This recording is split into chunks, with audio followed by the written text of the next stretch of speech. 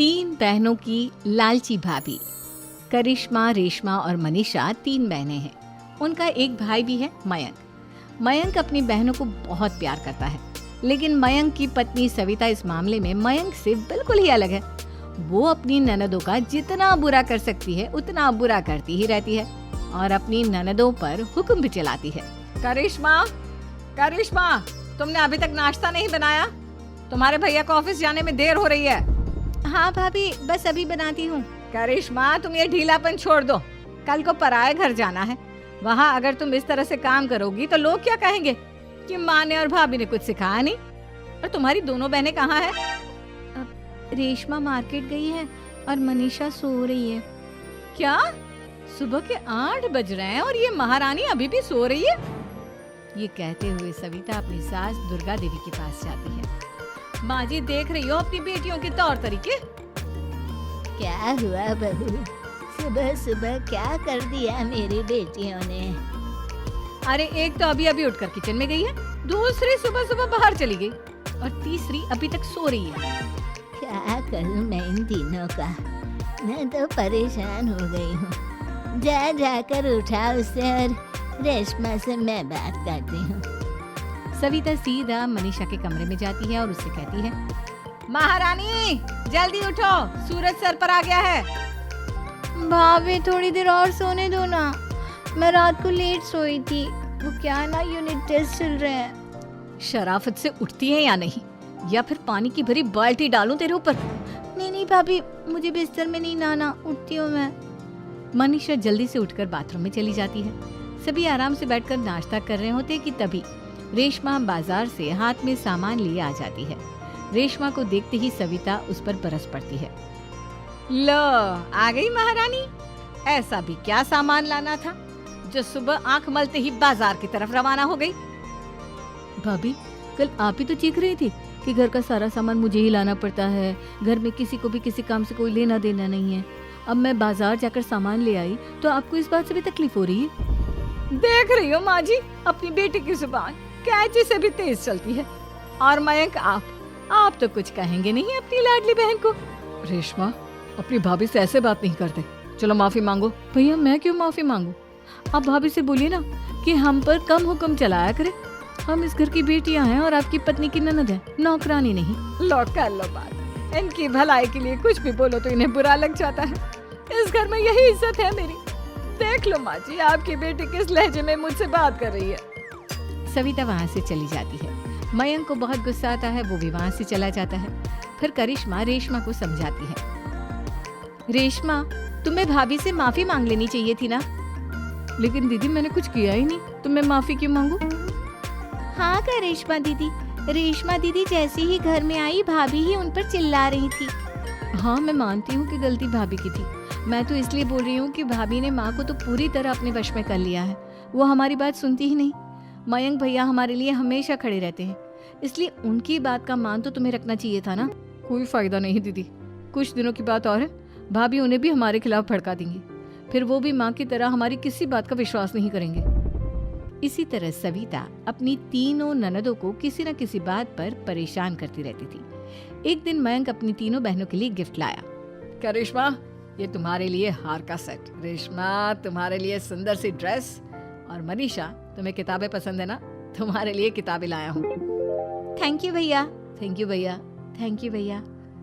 करिश्मा, तुम्हारा नेकलेस कितना सुंदर है, ये भैया कहाँ से ले आए होंगे? मैंने भैया को 3 दिन पहले फोन पर ये डिजाइन दिखाया था और आज भैया ये ले आए। सविता तो अपनी ननदों के गिफ्ट्स देखकर जल गई और करिश्मा का नेकलेस तो उसे भी बहुत पसंद आया था। अपनी बहनों के लिए कितना अच्छा नेकलेस लेकर आए हैं, मुझे कभी कोई गिफ्ट नहीं दिया। मैं आज ही ये हार चुरा लूंगी। रात में सविता करिश्मा का हार चुरा लेती है और इसी तरह उसे अपनी ननदों की जो भी चीज़ अच्छी लगती वो उसे मांगती नहीं, बल्कि रात के अंधेरे में चुरा लेती। इसी तरह दिन बीतते गए और सविता ने मयंक के दिल में भी उसकी बहनों के लिए नफरत पैदा कर दी। एक दिन मयंक ने करिश्मा और रेशमा के लिए रिश्ता देखा और ये बात उसने घर में सबको बताई। माँ, करिश्मा और रेशमा के लिए बहुत अच्छा रिश्ता आया है, वो लोग कल इन्हें देखने आ रहे हैं। आप और सविता मिलकर सारी तैयारी कर लेना। ये सुनकर करिश्मा और रेशमा खुश हो जाती हैं, लेकिन सविता सोचती है, अगर इन दोनों बहनों की शादी हो गई तो घर और बाहर का काम कौन करेगा? मनीषा तो एक नंबर की कामचोर है, उससे तो किसी बात की उम्मीद लगाना ही बेकार है। मुझे इस शादी को रोकना होगा। अगले दिन सभी लड़के वालों के स्वागत की तैयारी करने में लगे होते हैं। तभी मयंक अपनी बहनों से आकर कहता है, तैयार हो गई तुम दोनों? देखो दोनों लड़के बहुत अच्छे हैं, मैं कोई कसर नहीं छोड़ना चाहता, इसलिए तुम उनके सामने अच्छे से बिहेव करना और अपनी भाभी से लड़ने मत लग जाना। करिश्मा, तुम वो नेकलेस पहन लो ना जो मैं तुम्हारे लिए लाया था। भैया मैं बहुत देर से वो नेकलेस ढूंढ रही हूँ, लेकिन मुझे मिल ही नहीं रहा। क्या तुमने नेकलेस खो दिया? तुम्हें पता भी है वो कितना महंगा था? तुम कोई काम ढंग से नहीं कर सकती। मयंक गुस्से में वहां से चला जाता है। थोड़ी देर बाद लड़के वाले भी आ जाते हैं। वो दोनों बहनों को पसंद कर लेते हैं और रिश्ता पक्का हो जाता है। लेकिन सविता के दिमाग में तो कुछ और ही खिचड़ी पक रही थी। वो पंडित जी के पास करिश्मा की कुंडली लेकर जाती है और उन्हें पैसे देकर करिश्मा की कुंडली बदलवा देती है। जब लड़के वालों के पास करिश्मा की कुंडली जाती है तो वो दुर्गा को फोन करते हैं। बहन जी, हमने करिश्मा की कुंडली अपने पंडित जी को दिखाई थी। आपकी बेटी की कुंडली नहीं बल्कि दोषों का पिटारा है। देखिए, मैं और मेरे पति इन सब बातों में बहुत विश्वास करते हैं, इसलिए हम आपकी बेटी से अपने बेटे की शादी नहीं करा सकते। इस तरह करिश्मा का रिश्ता टूट जाता है और सभी घर वालों को बहुत दुख होता है।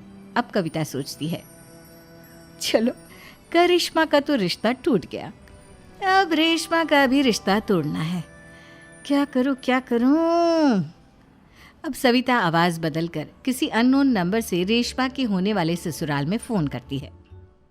हेलो, मैं कौन हूँ कौन नहीं ये आपके लिए जानना ज़रूरी नहीं। बस इतना सुन लो कि रेशमा का 2 साल से किसी के साथ अफेयर चल रहा है। बस रेशमा का रिश्ता तोड़वाने के लिए सविता का इतना कहना काफी था। अब रेशमा का भी रिश्ता टूट गया। मयंक और दुर्गा देवी ने रेशमा को खूब खरी खोटी सुनाई और उससे बार बार उस लड़के के बारे में पूछने लगी। आप दोनों मुझे क्यों परेशान कर रहे हो? अरे कोई लड़का होगा मेरी लाइफ में तो मैं बताऊंगी ना, जब कोई है ही नहीं तो कहाँ से लाऊं मैं कोई लड़का? तो तेरे होने वाले ससुराल वालों को फोन किसने किया था? माँ मैं नहीं जानती किसने फोन किया था, मैं सच कह रही हूँ। मैं तो पहले ही कह रही थी इसकी लगाम खींच कर रखो, लेकिन मेरी सुनता ही कौन है। आप चुप रहिए भाभी, ये सब आपका ही किया धरा है।